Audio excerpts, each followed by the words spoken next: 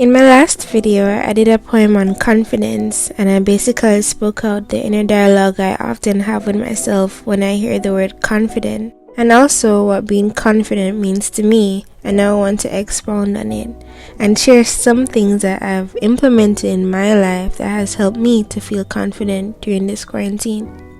Realistically, I don't wake up feeling confident every day. A lot of the times I wake up, I do a quick scan in the mirror beside me, and I curl back up and indulge in my thoughts. Other times I'm randomly on YouTube and I get bursts of inspiration and it makes me feel good, almost confident even. But I've learned that it's short-lived if I can't produce it myself. A couple days ago, I laid in bed and scrolled on Instagram. I had a thought. We are constantly being fed content of people always showing their best selves, best parts of their lives, diets, and their bodies. It's inevitable to not compare sometimes, and it's hard to stop scrolling. So why do I do it? Why is it so easy to routinely check up on other people's lives and updates and not focus on my own thoughts and well-being? Why is it so comforting yet upsetting, knowing the truth of what I'll see every day and still have the urge to do it? Well, it's because we've all made it a habit.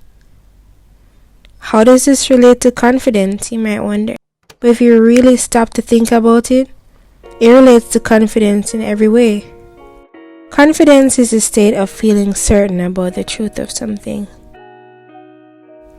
It's a feeling of self-assurance arising from one's appreciation of one's own abilities or qualities.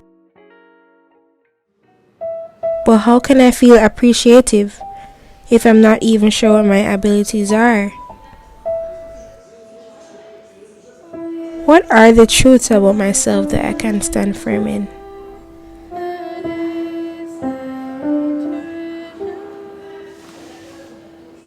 Can I feel confident in my appearance? And is it possible to gain confidence in other ways that doesn't involve being good at something? Can I feel confident in the parts of me that I can't change? Spoiler alert. Well, yes, you can. You can feel confident in the things you can control. You can control how you speak to yourself and to others, what you think and believe. I felt a lot better by writing kind things for myself. I've made it a habit to write letters to my future self, and I'm confident knowing that when I read them next year, I'll feel good. Another way that I can control what I think and believe is by writing affirmations or reminders using the app. I felt better about myself by allowing myself to be a big sister to myself. How this works is that sometimes I can be so mean to myself, and I'll usually say horrible things in my mind and get away with it and then feel bad about it later in the day when I remember what I said. But stopping myself and taking it back in the moment is such a liberating thing, because I can stop myself from saying something that's going to make me feel bad in the near future. You can feel confident in how you spend your time. I've been really enjoying listening to music that makes me feel good, or playlists that have a theme. I'll go on YouTube and I'll see a lot of self-care playlists or body playlists, and me consciously making a decision that, hey, that's the type of mood I'm hoping to be in, is one way I can push the habit of confidence upon myself.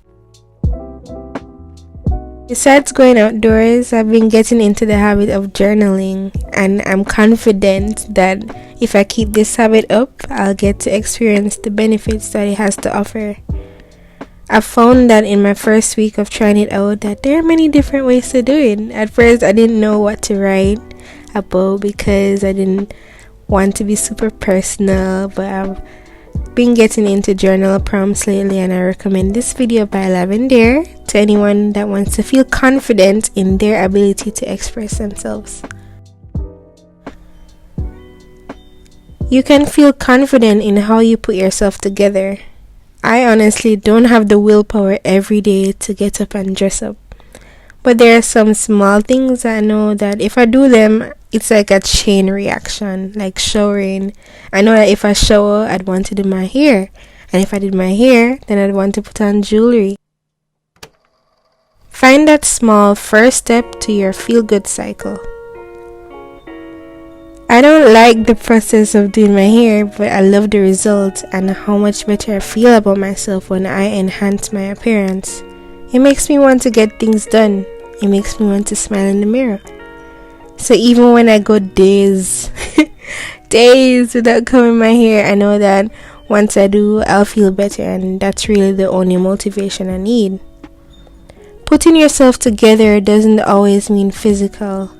If you're struggling to get out of or deal with the relationships, your own personal issues, breakups, money problems, food issues, parent problems, people problems, you need to give yourself a hug because that shit isn't easy. And if all you've been surviving on is just an ounce of willpower, then you need to give yourself credit for holding on. Every time you cry, you're releasing pent-up emotions. There's a lot of power in admitting your truest feelings to yourself, even the ones you don't want to feel. And every time you get back up and try again, you're truly showing your strength and determination. Every time you wake up and you're given another chance to experience and be the own artist of your life.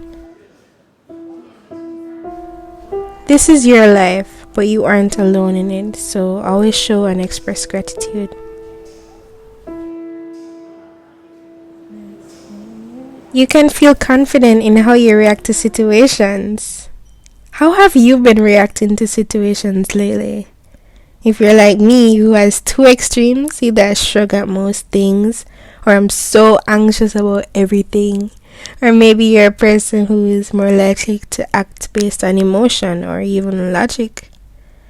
Know that there's always a way to properly handle a situation, and being able to decipher which method to use in a given time is something that's going to take a lot of practice. You see, now there are many ways in which confidence can come by. Just by thinking a situation through, you'll be able to think of what's right to do in any given situation.